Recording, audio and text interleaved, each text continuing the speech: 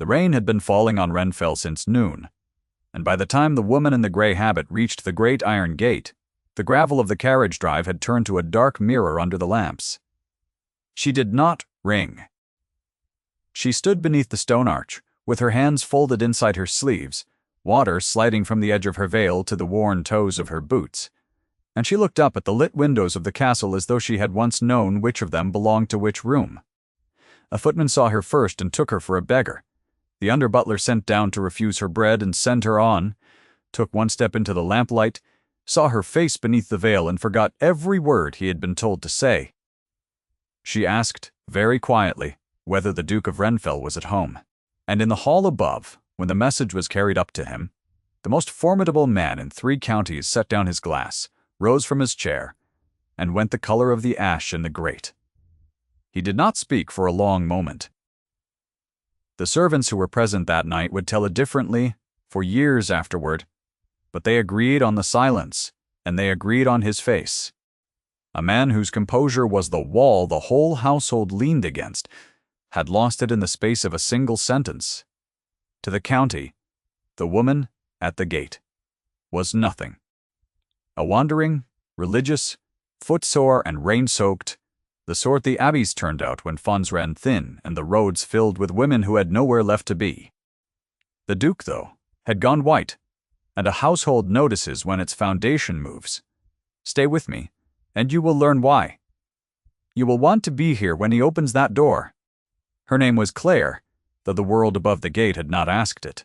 She was 26, slight, with the kind of stillness that came not from peace, but from long practice at taking up no room.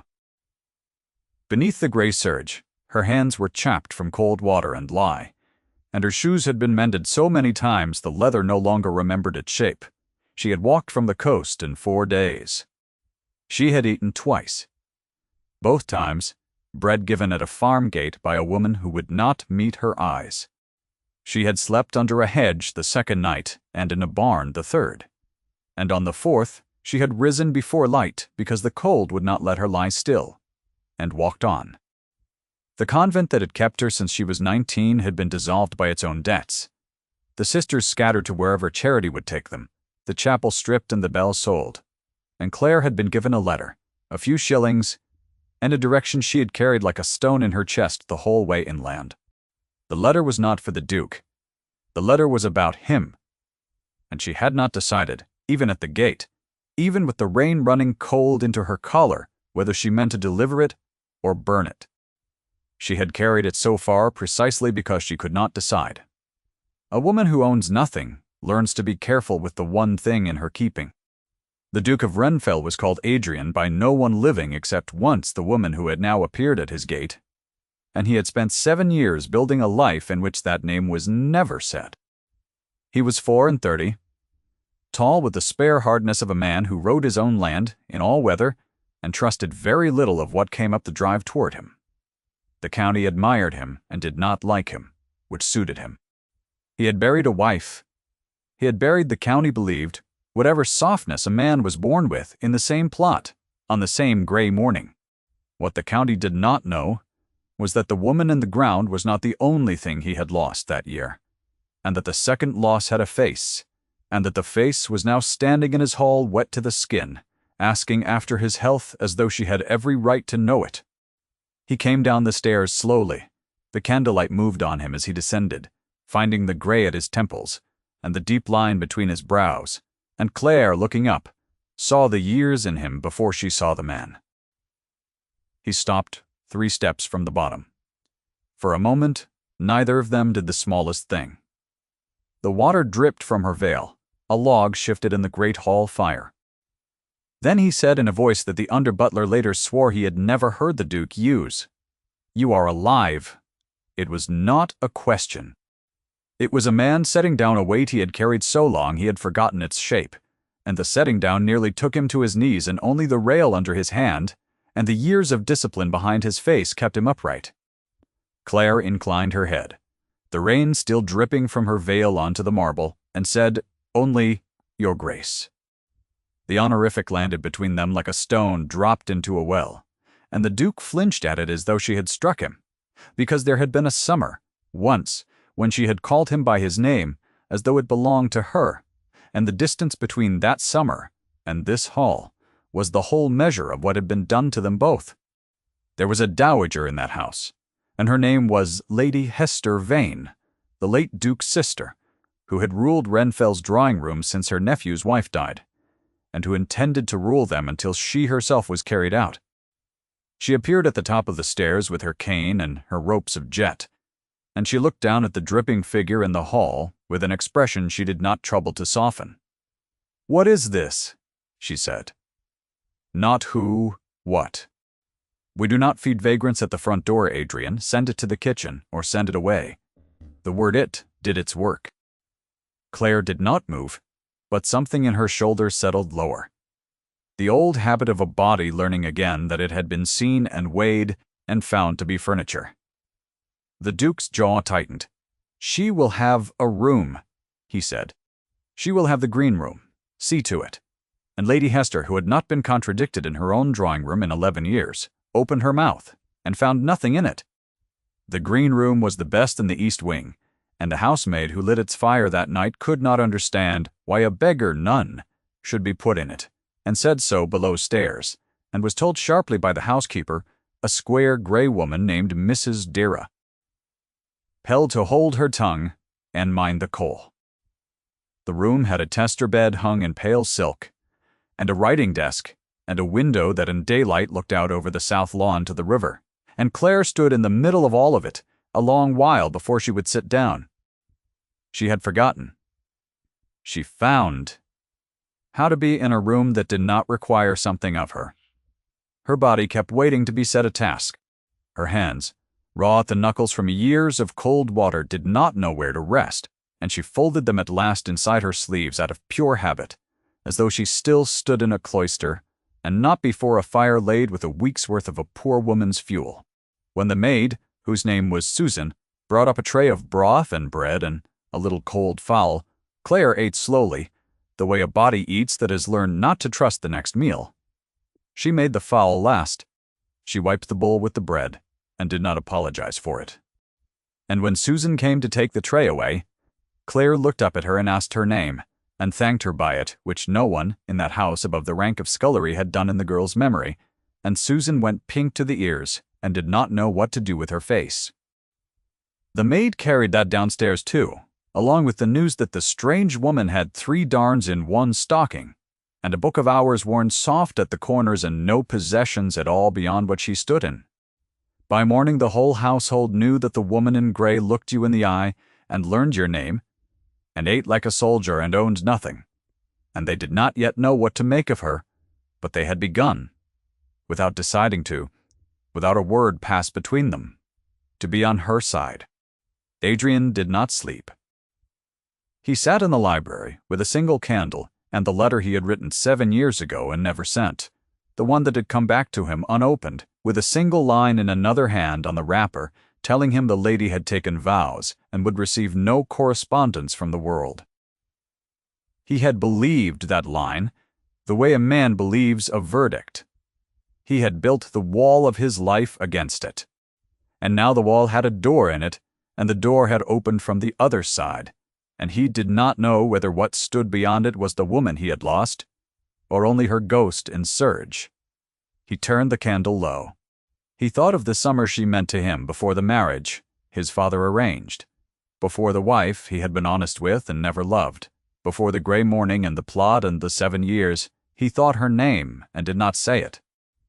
That much discipline he still had. In the days that followed, the household watched the two of them circle one another, with the wary courtesy of people who have agreed not to bleed in front of strangers. Claire did not ask for the freedom of the house, and so the Duke gave it to her without her asking, which the dowager noted. Claire found the children first. There were 2 of them, a boy of 7 and a girl of 5. The late Duchess's children kept in the nursery wing under a governess who had long since stopped expecting anything of them. The boy, Henry, did not speak above a whisper, and held his shoulders the way a child holds them who has learned that quiet is the safest condition. The girl, Margaret, called Daisy by no one but herself, for she had named herself so before she could be told otherwise, had a way of going very still when adults raised their voices, like a small animal that had learned the cost of being noticed. Their mother had died when Daisy was an infant, and so the girl had never known her at all, and the boy remembered her only as a warmth and a scent now lost. Their father loved them in the way of a man who does not know how to be in a room with his own grief, which is to say from a distance through gifts and tutors and a careful, fatal politeness, the love arriving always wrapped so thickly in restraint that the children had never once felt its warmth on their skin. Claire came up the nursery stairs on her third morning at Renfell with no plan but the one her whole life had given her, which was to be of use where use was needed. The nursery wing was cold. The governess, a Mrs. Tibb who had given up some years before on being liked or being needed, kept the fire low to save the household money. No one had asked her to save, and the two children sat at a long table copying lines. Neither of them understood. Claire found Henry first. He was hiding a torn primer under his slate, his small face set in the particular dread of a child, certain he will be punished for an accident, and Claire sat beside him and asked, not unkindly, to see it. He gave it over because he did not yet know how to refuse an adult. She drew a needle and a length of thread from her own sleeve, where a nun keeps such things, and she mended the torn leaf with 3 small stitches along the gutter, and she handed it back whole, and she said nothing about it to Mrs. Heir. Tibb then, or ever. Henry looked at the mended page, and then at Claire, as though she had performed something he had no word for. She found Daisy refusing her bread and milk, the child gone very still and stubborn in the way of small creatures that have learned the cost of being noticed at the wrong moment. A lady of that house would have commanded the child to eat. Claire instead sat down on the nursery floor beside the little chair, her gray skirts pooling on the cold boards, which no lady in that house would ever have done, and she began in a low conversational voice to tell a story about a hedgehog that had lived under the convent wall and stolen an apple every Michaelmas and was never once caught. Daisy turned her head. The story went on. The hedgehog acquired a limp and a grievance and a great deal of cunning. And somewhere in the middle of his second theft, Daisy ate the whole of her bread and milk without noticing she had begun, because her whole attention was bent on whether the hedgehog would be caught at last. None of this was done for an audience. That was the point of it. And it was precisely because none of it was done for an audience that it undid the man who happened, on the 4th morning, to be standing unseen in the nursery passage when he heard his silent son laugh. The Duke of Renfell stood in the dim corridor, with his hand flat against the cold plaster, and listened to a sound he had not heard since before the gray morning. He did not go in. He could not have said why. He stood and listened to Claire's low voice carrying some absurd tale of a hedgehog and a stolen apple, and to Henry's laugh breaking over it helpless and astonished at itself, and to Daisy demanding that the hedgehog be given a name and that the name be Wellington, and he felt the wall he had built around himself develop, a crack he could not plaster over. He stood there until the cold of the wall had passed into his palm. Then he went down to his study and wrote 3 letters about drainage, and sat for an hour without reading one of them back, the ink drying on the nib, while the fire settled in the grate. That evening, passing the nursery again, he paused in the doorway, and the children went stiff and watchful at the sight of him, and he did not know how to be in the room with them, and so he said the only thing in him which came out as a command. "Keep the fire higher up here," he said to Mrs. Tibb, not looking at the children. "They are cold." It was the nearest thing to tenderness the man had managed toward his own children in a year, and it arrived, disguised as an order about coal, and Claire, standing by the window, heard exactly what was underneath it, and kept her face still so that he would not know she had. That night at dinner he watched Claire across the length of the table, where the dowager had placed her as far from the head as the seating would allow, and he found that he knew, without looking directly, exactly where she was in the room at every moment. He knew when she lifted her glass and when she set it down. He knew the particular angle of her bent head as she listened to the curate's wife on her left. His hand was steady on his own glass. The rest of him was not, and he was honest enough with himself at least to know it. It must be said that to the county, Claire was already a problem with a name, and the name was not a kind one. Word of the nun at Renfell had traveled as word does, and the shape it took in the drawing rooms of the neighborhood was unanimous. "A charity case," said Lady Hester to her particular friends over cards, the cards held high, and her voice pitched to carry.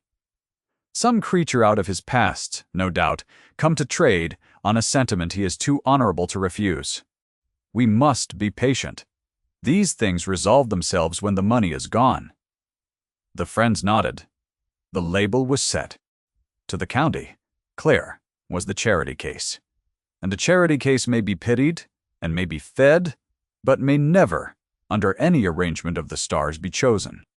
Claire heard a version of this within a week, carried up to her by the same housemaid who could not keep a thing to herself, and she received it the way she had received every verdict the world had ever passed on her, which was to fold it small and put it away and go on being useful. There was a man the dowager favored, and his name was Mr. Blex.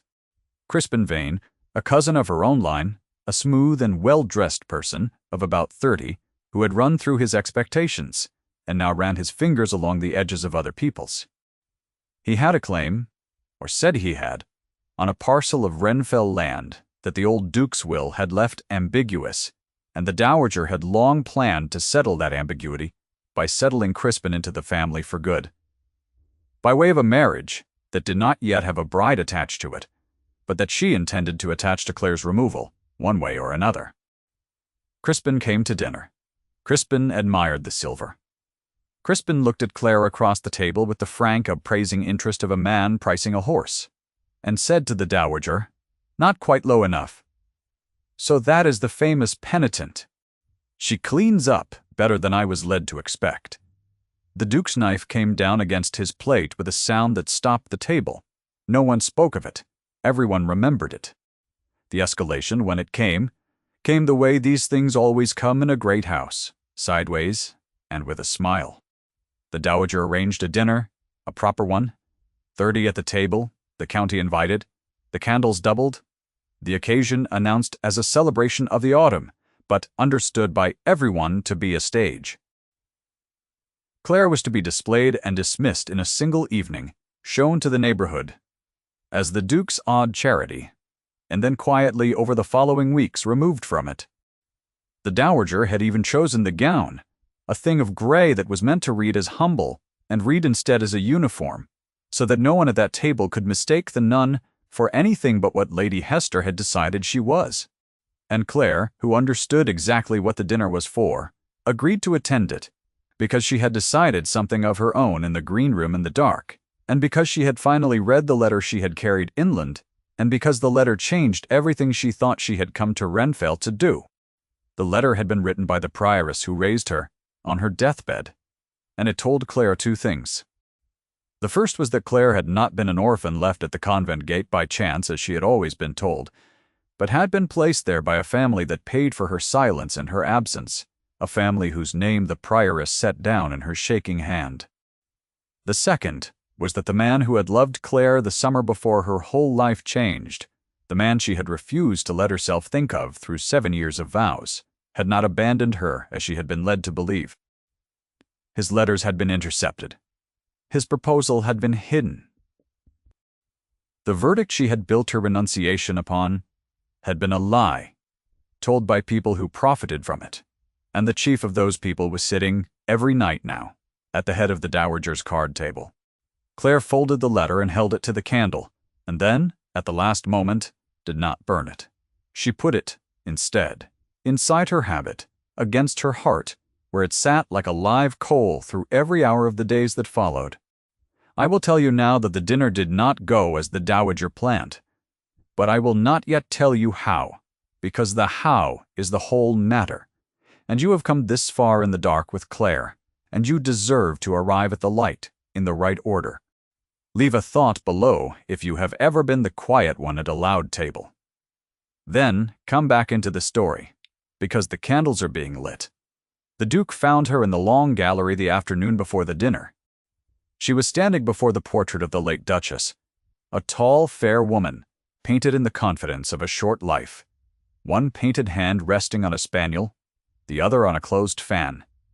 and Claire was looking up at her, not with rivalry, but with something like sorrow. Adrian stopped a few feet away. The gallery was cold and full of gray afternoon light, the long row of dead Renfells looking down out of their dim frames, and for a while neither of them said anything. The two living people and the painted woman who had stood between them in death as a living wife never could. Then he said, "Lo," the words coming slowly as though each one cost him something. Counted out from a small store, "She knew I did not love her. I told her so before we married. She married me anyway, for the title, and we were honest with each other, and I think that honesty was the only kindness in it. She was not unhappy. I made sure of that much.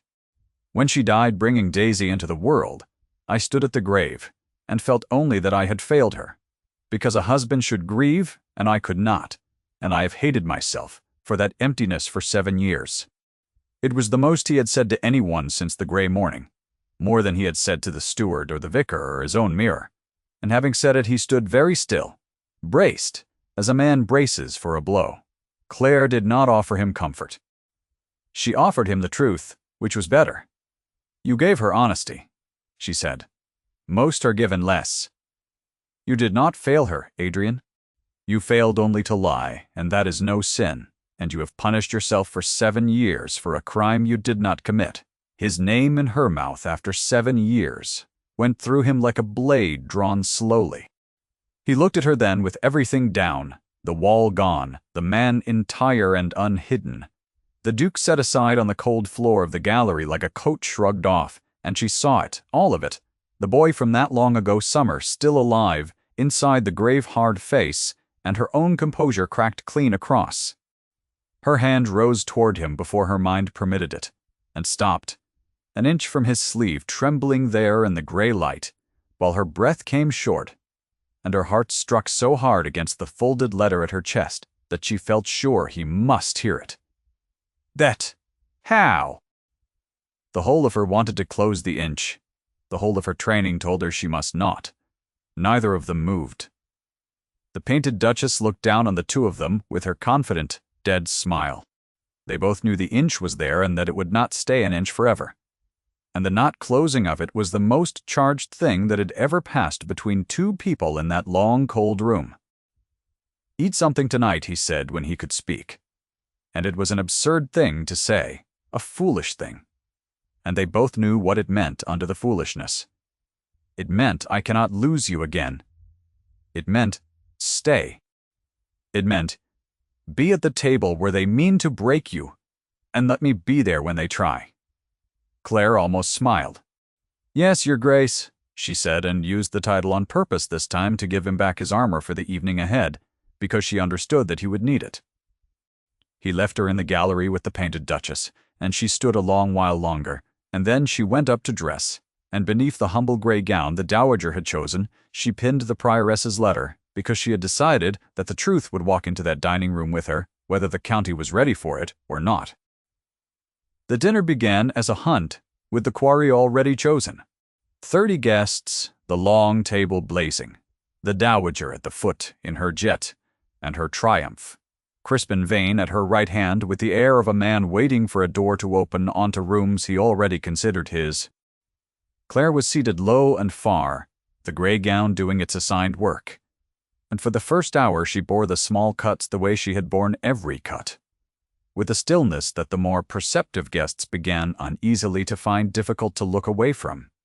The dowager waited until the second remove, until the wine had loosened the table and the candles had burned down to the warm, intimate hour when cruelty travels best. And then she struck. "Tell us, child," she said, the whole table turning to her voice. "What does the church say? A woman owes a house that takes her in from the rain. I ask only because we are all so curious about your situation. A charity case must have such interesting views on gratitude." The word again, charity case. Spoken now in public to 30 witnesses, the third time it had been laid on Claire and the cruelest, and the table tittered and waited for the nun to crumble. Claire set down her glass. She did not crumble. She looked down the long table at the dowager and then at Crispin, and the stillness that had been a wall around her all her life turned in that moment into something else, into a kind of terrible calm. And she spoke in a voice pitched low and clear enough to carry to every silenced corner of the room. "The Church says a great deal about gratitude, my lady," she said. "It says less, I find, about families who pay convents to keep their inconvenient daughters, and intercept the letters of honest men, and tell a girl for 7 years that she was unwanted, in order to keep a parcel of land in a cousin's reach." The titter died. Crispin went still in his chair, and Claire drew the prioress's letter from her bodice, and laid it flat upon the white cloth, and said, "I have only just learned my own name. Would you care to hear it? Or does Mr. Prastiff? Vane already know it, since it was his mother's signature on the checks." The room did not breathe. The dowager's hand, which had been raised to her glass, stopped in the air and stayed there. Crispin rose half out of his chair and sat back down. And at the head of the table, the Duke of Renfell got to his feet, in the absolute silence, and he did not look at the letter, and he did not look at the dowager, and he did not look at the 30 faces turned up to him like plates. He looked only at Claire. He crossed the length of that long blazing room, past the silver and the candles and the open mouths, in the unhurried stride of a man who has finished deciding, and he stopped beside her chair, and he held out his hand to her in front of the entire county. And into the silence, level and quiet and absolutely irrevocable, he said the only words that the years had been leading toward. "Marry me tonight, before all of them." Claire put her hand in his. The letter lay on the cloth where everyone could read it. And the dowager, Lady Hester Vane, who had ruled the drawing-rooms of Renfell for 11 unbroken years, opened her mouth to speak, and found for the second time since the woman in grey had come up the drive that there was nothing in it. Her hand came down slowly to the table. Her rings caught the candlelight. "Adrian," she managed, and then again smaller. "Adrian." And the repetition was the whole of her collapse, a woman calling a name that no longer answered to her, while the county watched her authority drain out through the cracks the truth had opened. Crispin was already gathering himself to leave. He understood land, and he understood that this parcel had slipped his grasp forever, and he had the wit, at least, to take his disgrace out of the room before the magistrate among the guests. An old senior peer named Lord Ashby cleared his throat and said, into the ringing quiet, that he would be pleased to look into the matter of those intercepted letters himself, as a friend of the late Duke's, and that he did not imagine it would take long. What followed in the next hour belonged to the law and the neighborhood and the slow machinery of consequence, and it is enough to say that the machinery once turned did not turn back. Lord Ashby was as good as his word, and better. He sent to the dissolved convent solicitor for the accounts, and he had them within the fortnight, and the signatures on the checks that had bought a girl's silence and absence for 7 years were found, and they were the dowager's own hand beside her late sister-in-law's, paid quarterly. The sums entered in a clerk's tidy column as though they were charity. The parcel of disputed land was confirmed to Renfell free and clear of any vain claim. The old Duke's ambiguous will read at last, in the only way honesty allowed. Crispin removed himself to the continent, before the spring, ahead of the talk, which followed him anyway. The dowager was not cast out, for Adrian was not a cruel man, and Claire would not let him become one, and that refusal was itself a kind of verdict, delivered quietly, in a private sitting-room, with no witnesses but the 2 women it concerned. Lady Hester was given a comfortable house at the edge of the estate, and an income, and the long quiet that follows a public unmaking, and she lived in it, corrected and diminished and aware every single day of exactly how she had been wrong, which is a heavier sentence than exile and a truer one. The county, which had decided Claire was a charity case, decided over the following weeks, with the swift unanimity of people who have always known what they now claim to have known, that she was, in fact, the rightful daughter of an old and wronged family, and had always carried herself like one. Anyone could see it, and that the Duke had shown excellent judgment, as dukes do. They were married in the small chapel at Renfell 3 weeks later, with the children in the front pew, and the household filling the back, and no county at all, because Claire had asked for the small group rather than the crowd, and Adrian, who would have given her the cathedral, and the bishop and every carriage in 3 counties. Gave her instead the thing she wanted, which was the better gift, and the giving of it cost him nothing and taught him everything. The chapel was small and stone and very old, and someone had filled it with the last of the autumn greenery, ivy and holly and a few late white roses, forced in the succession house. Mrs. Breed Pell wept frankly into a handkerchief in the 3rd pew. Susan the housemaid wept beside her. Henry stood very straight in a new coat, his hair flattened with water, taking the occasion with the grave seriousness of a boy who has decided to be a man about it. Daisy held a hedgehog carved out of apple wood that one of the grooms, a shy young man named Tom, had whittled for her after hearing the nursery story repeated below stairs, and she would not be parted from it through the whole service. And when the vicar came to the part where he asked who gave this woman to be married, it was Daisy who answered, before anyone could stop her too loud, in the ringing voice of a 5-year-old who has been waiting for her cue, "We do."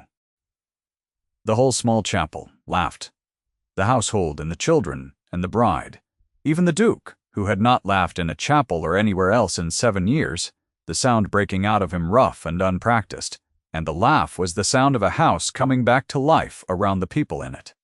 The first snow came early that year, in the 3rd week of their marriage, and it came in the night, and Claire woke before dawn the way the convent had trained her and went, out of long habit, to the nursery, and found the 2 children already at the window watching it fall. She knelt between them. Henry leaned against her without being asked. Daisy put the applewood hedgehog on the sill so that it could see. Below them the great lawns of Renfell were going white and clean under the snow, the drive she had walked up in the rain, now soft and silent, the iron gate where she had stood folded into the dark and the falling white.